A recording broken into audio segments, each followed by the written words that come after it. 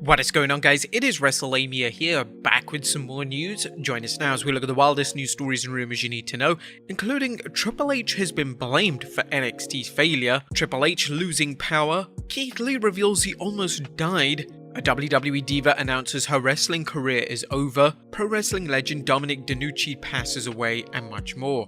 Be sure to subscribe and hit that notification bell for daily wrestling videos, and follow us on Facebook for exclusive lists. Now let's hit the intro and get straight into our first story.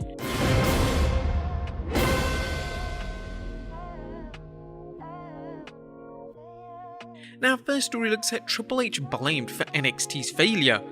Topping today's news is a series of reports on Hunter Hearst Helmsley, aka Paul Levesque, and what appears to be his fall from grace in NXT. As we'll see, Triple H is apparently being blamed for NXT losing the Wednesday Night War to AEW, and some opportunistic officials are looking to exploit his vulnerable position. Dave Meltzer is reporting in this week's Wrestling Observer that NXT's loss to AEW Dynamite is being laid on Triple H's shoulders. The idea was he was in control and in a fight, and his vision for the product failed to attract younger viewers. Partially, if not largely, because of going against AEW, NXT was the oldest skewing wrestling show amongst the major national shows. Within both the television and wrestling business, it was considered a given that with the WWE backing, that it would eventually dominate Wednesday, and the opposite happened. When the WWE moved NXT from the WWE Network to USA the same night as Dynamite, it didn't take long to see that Dynamite was the dominant show both in total viewers and the almighty 18 to 49 demographic.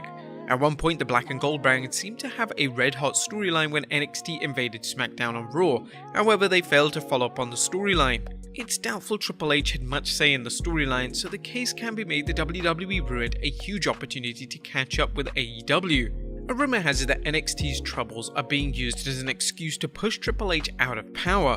Dave Meltzer is reporting those within the company noted how toxic the situation became because it was more of a power grab and people looking out for their own futures and considering the talent as pawns in this deal. Now, we recently discussed the situation in our video that WWE is seriously about to implode, as Vince McMahon seems to be ignoring his own role in the failure of NXT stars to get over on the main roster, instead feeling the company needs young big men to get over as main eventers. Dave Meltzer noted there appears to be a toxic environment in NXT thanks to rumors of the brand being revamped and that the power structure in the WWE itself could be shaken up, noting these changes reflect a behind-the-scenes power struggle involving those who fear for their positions if and when Levesque takes over and thus want to undermine him and those who support Levesque. Since ultimately everything is Vince McMahon's decision, it was a surprise since it's being considered a given that Levesque will be running the wrestling end and Nick Khan the business end if something happened to Vince McMahon. Triple H's eventual ascendancy has been the conventional wisdom for years, but Meltzer argues that's no longer a given and that Levesque had been thought to be untouchable, but in failing to stop AEW's rise and eventually losing the war, it gave both his detractors and those who felt he would replace them the obvious ammunition. Although this is pure speculation, names like Bruce Pritchard and John Laurinaitis come to mind as two individuals who could benefit from Triple H losing power. The recent releases in NXT showed Triple H's loss of power, as the Observer is reporting even though there were NXT releases, it was Vince McMahon, Bruce Pritchard and John Laurinaitis who were the ones who decided who would be cut. Those in NXT said that not only did Paul Levesque, who runs NXT, nor Shawn Michaels have a say in the cuts, but they weren't even aware of them until after Laurinaitis started calling the talent. It remains unclear what's next for Triple H, but it's clear he's being blamed for NXT's apparent shortcomings, and it's even arguable that he would have been future endeavored had it not been for him being Mr. Stephanie McMahon. The real question is who Vince McMahon will blame for any future failures from NXT, as it appears there are big changes ahead for the show, changes which its core audience may not take kindly to and tune in. What do you think of this situation with Triple H losing power and being blamed? Let us know in the comments down below. So right now, one quote sums up NXT, and regardless of what basis Vince McMahon's opinion of NXT has in reality, a recent quote from someone in the WWE sums up how Vince McMahon seems to feel about the Black and Gold brand's wrestlers. According to Dave Meltzer, there is a stigma concerning NXT wrestlers. One person noted the mindset is that when WWE would sign independent talent, they would first have to beat the independent out of them when it came to work style, but then when in the main roster, they had to beat the NXT out of them. What do you guys think of this comment? Let us know in the comments down below. Next up, Keith Lee reveals he almost died.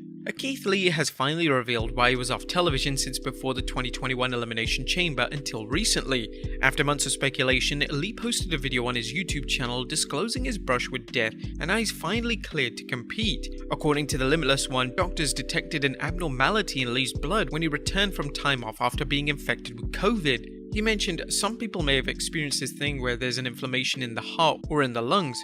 For me it was the heart, and that led to very scary times. I was basically forbidden from training or any activity outside of a light walk, so there was fear that doing more than that, there was a chance that I could have just up and passed away.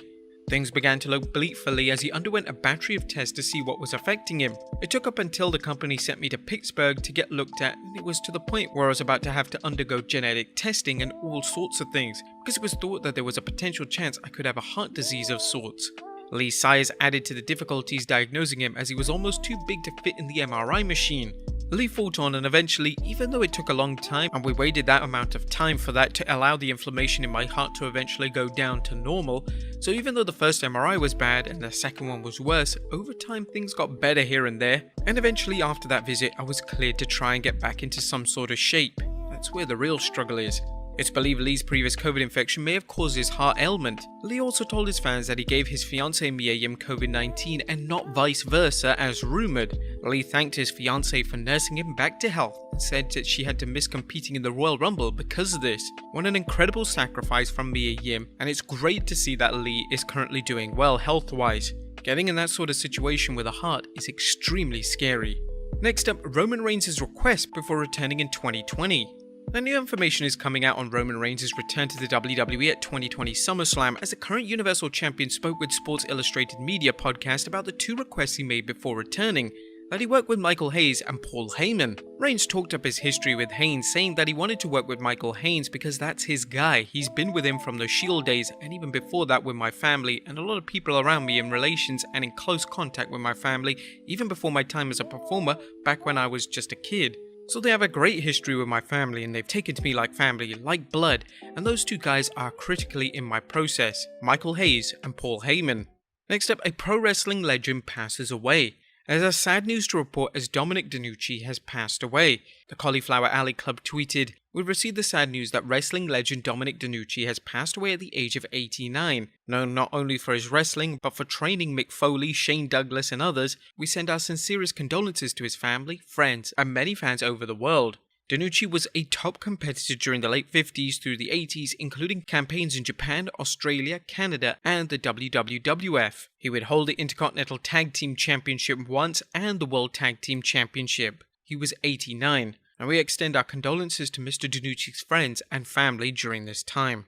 And finally, a WWE Diva announces her wrestling career is over. A bad news for fans of the 2004 Diva Search winner Christy Hemme, as the 40-year-old reveals she believes her in-ring wrestling career is over.